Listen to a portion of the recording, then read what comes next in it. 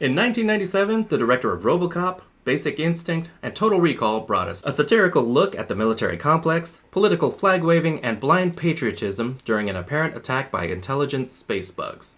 Would you like to know more? Directed by Paul Verhoeven, based on the novel by Robert A. Heinlein, Starship Troopers is a modern war movie. You have soldiers and their insipid life stories. So let's go on a bug hunt. Casper Van Dien plays Johnny Rico. Suave. He's our main jarhead who couldn't be more perfectly cast. The movie starts in the middle of an attack on a bug-infested planet. Rico gets seemingly killed and the screen goes black. The end. Wow, that was a short but exciting movie. Let's go back 1 year. We'll be back here in 1 hour. Rico's in school. MS Paint apparently has not evolved. Denise Richards is Carmen, Rico's on, off again girlfriend. The incredibly named Michael Ironside, one of my favorite actors, plays his teacher, Mr. Razik.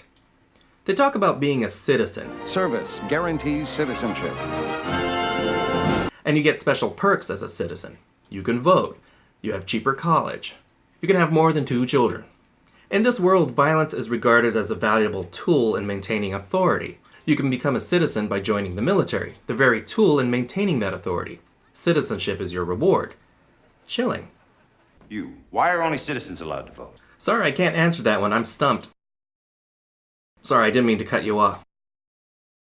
You have 1 arm, sir. Dina Meyer is Dizzy, who's in love with Rico. Suave. Neil Patrick Harris is Carl, his psychic best bud. He can also talk to ferrets and other lesser life forms, such as Casper Van Dien. Carmen decides to join the military, and Rico follows her. She goes on to flight school, and Rico goes to infantry. Mobile infantry made me the man I am today. Wah, wah, wah. Oh, look who followed Rico. Dizzy joins his unit in an effort to join with his unit. Carmen dumps Rico via space Skype, which is a bitch move. At first, Rico's doing well at boot camp, but he fucks up during a training exercise that gets a squad mate killed. Sorry, I don't think that helmet would have helped him. He gets flogged and quits the service. But before he makes it final, the bugs go 9/11 on his home, Buenos Aires. This brings him back in since he has no home to go back to. The meteor was shot out of orbit by bug plasma that derived from Klendathu, the arachnid's home planet. You have to wonder, how can a bunch of bugs on the other side of the galaxy send this rock over with this much precision? Ships need warp drive to get over there. How does this rock not take 20 million years to get here?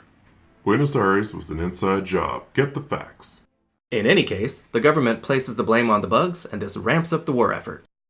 The invasion of the bug planet Klendathu begins, and it goes badly thanks to bad intelligence. But Bush still said it was mission accomplished.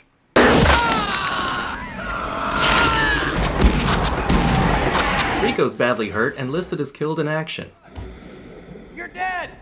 Killed in action! But they fix his thigina and he's back in a new squad. Yeah, well, I hear the lieutenant's a real nutbuster. Led by his re-enlisted teacher, Mr. Razik, now armed and dangerous.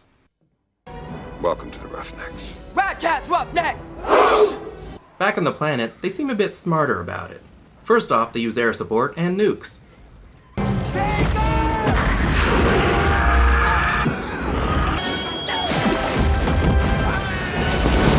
Rico does some slick moves and gets promoted. And he finally hooks up with Dizzy and pretty much dooms her. He traded up, if you ask me. They go to answer a distress call. Oh, you know we will. They come to a fort where everyone's been killed, and they find a guy with a big hole in his head. They sucked his brains out. Just like camp. Almost everyone was killed, and they find a general who's kinda messed up hiding in the freezer. But no time for character building, we got bugs to kill. And the fight kinda goes on and on. But rescue arrives, and Razik is killed. Rico! You know what to do! Yes, sir! Oh wait, I meant get a medic! And we knew this was gonna happen the minute Rico gave Dizzy the D. Because I got to have you. But worth it. The bugs laid a trap for us, didn't they? Elegant proof of intelligence, isn't it? So they plan to go back and catch the brain bug. I hope you got a big Pokeball. Rico and his new Roughnecks are on the bug hunt. Welcome to the Roughnecks. Rico's Roughnecks! Ass kisser. But in space, things are going badly. For some reason, the bugs have anti-aircraft abilities that take out a bunch of ships, including Carmen's. She abandons ship with this douchebag and crashes on the planet, right in the middle of Bug City. Enter the brain bug. Okay, that's just gross. Really, do I need to censor that? Rico arrives in time. Big, fat, smart bug, aren't you? Hey, no need to get personal. Fat, Hey, did I make fun of your weight? fat. Seize them.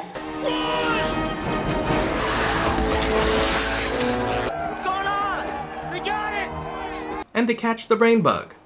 Ew, that is just gross. Fuck you, pal. Carl does a Doogie mind meld. It's a fray! We will defeat it. Oh, thank God they censored that. Carmen gets her own ship. Rico is still a roughneck. And the movie just kinda ends.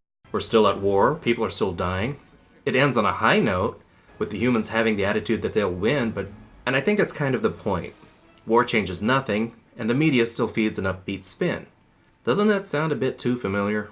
So that was Starship Troopers. Fun, gung-ho, brutal. Casper Van Dien, he's fine as a grunt. I don't think it called for much range here.